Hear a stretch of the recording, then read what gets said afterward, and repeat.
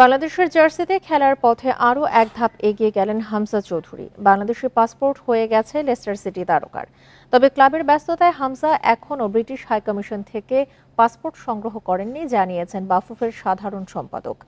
এদিকে সেপ্টেম্বরে ফিফা উইন্ডোতে জাতীয় দলের ম্যাচ আয়োজনে একাধিক দেশের সঙ্গে যোগাযোগ করছে ফেডারেশন।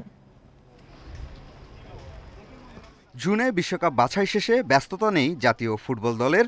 জামাল তপুদের মাঠে নামার অপেক্ষা ফুরাবে সেপ্টেম্বরে। ফিফা উইন্ডোতে দুটি ম্যাচ খেলার সুযোগ আছে। চলতি বছর 5 ম্যাচ খেলে জয়হীন বাংলাদেশ দল র্যাঙ্কিংয়ে 184 নম্বরে। সেপ্টেম্বর উইন্ডোতে র্যাঙ্কিংয়ে এগিয়ে থাকা দলের বিপক্ষে ম্যাচ খেলে উন্নতির লক্ষ্য বাফুফের। Hong Kong, Laos, Nepal, Chinese Taipei, Cambodia ও তুর্কমেনিস্তানের মতো দলের সঙ্গে ম্যাচ আয়োজনের চেষ্টা চলছে।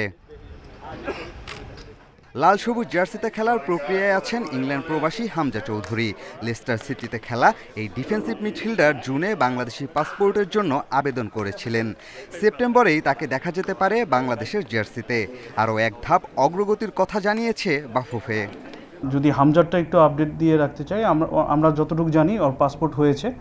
ও এখন পর্যন্ত পাসপোর্টটা এম্বাসি থেকে নিতে পারেনি, ও যেহেতু প্রি সিজন শুরু হয়ে গিয়েছে। 2022 সালে ফিফার অর্থায়নে কক্সবাজারে বাফুফে সেন্টার অব এক্সিলেন্স তৈরির উদ্যোগ নেওয়া হয়। থমকে থাকা সেই প্রকল্পের অগ্রগতি হয়েছে। ফিফার চাহিদা অনুযায়ী রিপোর্ট জমা দিয়েছে বাফুফে।